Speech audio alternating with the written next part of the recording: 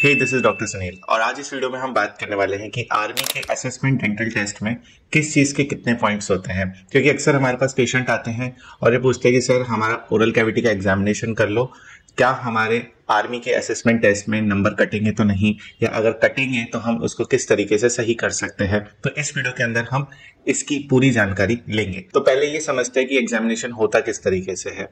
यहाँ पर अपर and lower jaw मिलाकर 4 क्वाड्रेंट्स होते हैं, यानी कि हम दांतों को 4 हिस्सों में डिवाइड कर लेते हैं। 4 क्वाड्रेंट्स के अंदर 1, 2, 3 एंड 4 क्वाड्रेंट। हर एक क्वाड्रेंट के अंदर एक सेंट्रल इंसाइजर, एक लेटरल इंसाइजर, एक कैनाइन, 2 प्रीमोलर और 3 मोलर्स होते हैं। तो सेंट्रल इंसाइजर से लेकर सेकेंड प्रीमोलर तक के पर टूथ का एक नंबर होता है।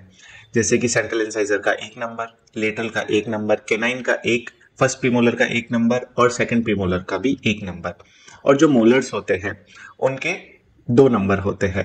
तो एक क्वाड्रेंट के 11 नंबर निकल के आते हैं। तो राइट साइड के क्वाड्रेंट के 11 नंबर हो गए और लेफ्ट साइड के क्वाड्रेंट के 11 नंबर हो गए। टोटल हो गए 22 मार्क्स, जिसमें से हमें 14 पॉइंट्स गेन करने होते हैं इस असेसमेंट को क्लियर करने के लिए। तो अगर हम थर्ड मोलर की बात करें तो सब में थर्ड मोलर प्रेजेंट नहीं होता है, क्योंकि जैसे जैसे ह्यूमन इवोल्यूशन हो रहा है, जॉ का साइज छोटा होता जा रहा है, तो हर किसी में हमें थर्ड मोलर देखने को नहीं मिलता और कई लोगों में ये थर्ड मोलर अनइरप्टेड रह जाता है या फिर पार्शियली इरप्टेड रह जाता है। तो अगर ये थर्ड मोलर फुल्ली इरप्टेड है तो इसके 2 नंबर, अगर ये पार्शियली इरप्टेड है तो इसका 1 नंबर, और ये नॉन इरप्टेड है या फिर अनइरप्टेड है तो इसके 0 नंबर मिलते हैं। एक पर्सन के अंदर अगर चारों विजडम टीथ यानी चारों थर्ड मोलर मिसिंग है तो उसके ऑलरेडी 8 नंबर्स डिडक्ट हो जाते हैं, यानी कि 22 में से 8 मार्क्स उनके चले जाते हैं और फिर भी हमारे पास 14 मार्क्स रिमेनिंग रह जाते हैं, जो कि असेसमेंट को क्लियर करने के लिए सफिशिएंट है।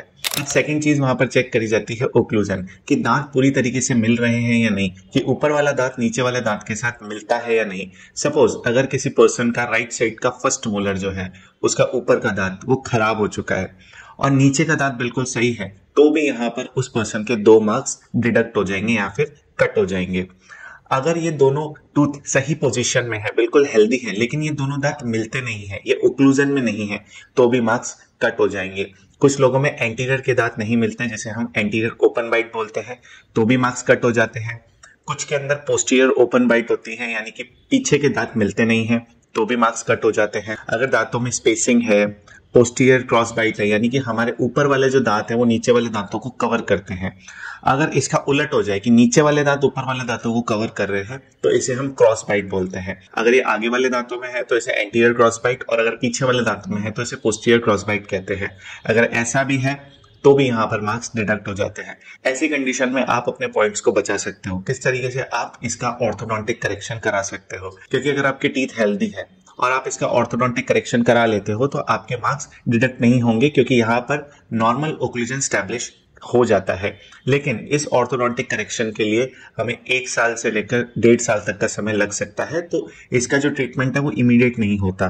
तो इसलिए आपको डेंटिस्ट के पास जाकर ये चीज चेक करा लेनी चाहिए कि अगर ओक्लूजन में कोई प्रॉब्लम है तो जितना जल्दी आप इसका ट्रीटमेंट लोगे उतना जल्दी आपके लिए बेनिफिशियल रहेगा, क्योंकि एंड मोमेंट पे इसका ट्रीटमेंट पॉसिबल नहीं हो पाता है। अब तीसरी चीज, जैसे कि मैंने अभी बताई कि दोनों जॉस के पॉइंट एक साथ मिलते हैं। सपोज राइट साइड का एक टूथ डिके है, तो फिर आपको ऊपर वाला टूथ भले ही हेल्दी हो या फिर नीचे वाला टूथ डिके हो, तो भी आपके पॉइंट्स कट हो जाएंगे। आपके सेम आर्च के अंदर दोनों टूथ का सही होना बिल्कुल मैंडेटरी हो जाता है यहाँ पर। इसके साथ इनके प्रोस्पेक्टस में एक और चीज लिखी हुई है कि एंटीरियर के लिए मिनिमम 10 में से 4 पॉइंट्स होने चाहिए और पोस्टीरियर टीथ के लिए मिनिमम 10 में से 6 पॉइंट्स होने चाहिए। अगर इससे कम पॉइंट्स होते हैं तो भी वो कैंडिडेट रिजेक्ट हो जाता है। अब इसके बाद चेक किया जाता है पायरिया को। पायरिया जिसे हम पेरोडोंटाइटिस बोलते हैं। क्या होता है कि हमारे दांतों के अंदर एक परत जमने लगती है जो कि नॉर्मली ब्रश से रिमूव हो जाती है, लेकिन अगर सही ब्रशिंग नहीं करी जाए तो वो धीरे धीरे बढ़ने लगती है और वो एक हार्ड कोड लेयर बन जाती है जो कि नॉर्मल ब्रश से नहीं हटता, और इसकी वजह से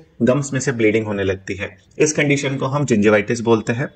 एक लिमिट तक ये क्योरेबल है, लेकिन अगर ये आगे बढ़ जाती है जिसकी वजह से क्या होता है कि दांतों में बोन लॉस होने लग जाता है, यानी दांत जिस सॉकेट में है उस सॉकेट से वो लूज हो जाते हैं और दांत हिलने लग जाते हैं, जिसकी वजह से दांत के निकलने का भी खतरा रहता है।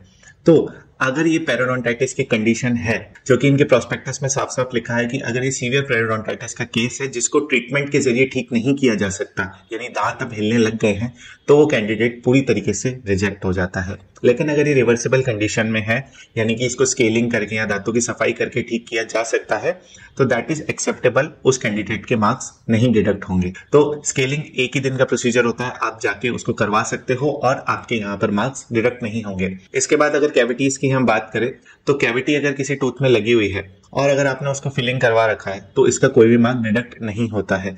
लेकिन अगर कैविटी फिलअप नहीं हो रखा है तो मार्क्स जरूर डिडक्ट होंगे। इसके साथ अगर आपने रूट कैनाल करवा रखा है तो भी आपके मार्क्स डिडक्ट नहीं होंगे, क्राउन लगवा रखा है तो भी मार्क्स डिडक्ट नहीं होंगे।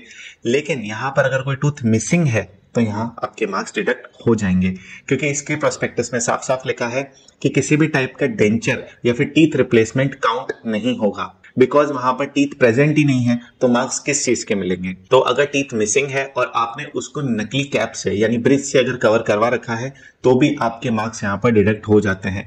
लेकिन अगर आपने रूट कैनाल करके उस सेम टूथ के ऊपर कैपिंग करवा रखी है तो यहाँ पर मार्क्स डिडक्ट नहीं होंगे, क्योंकि इस कंडीशन में टूथ प्रेजेंट है। तो इस तरीके से आर्मी के डेंटल असेसमेंट में पॉइंट दिए जाते हैं। आशा करता हूँ वीडियो इंफॉर्मेटिव लगा होगा। So this is doctor Sunil signing off.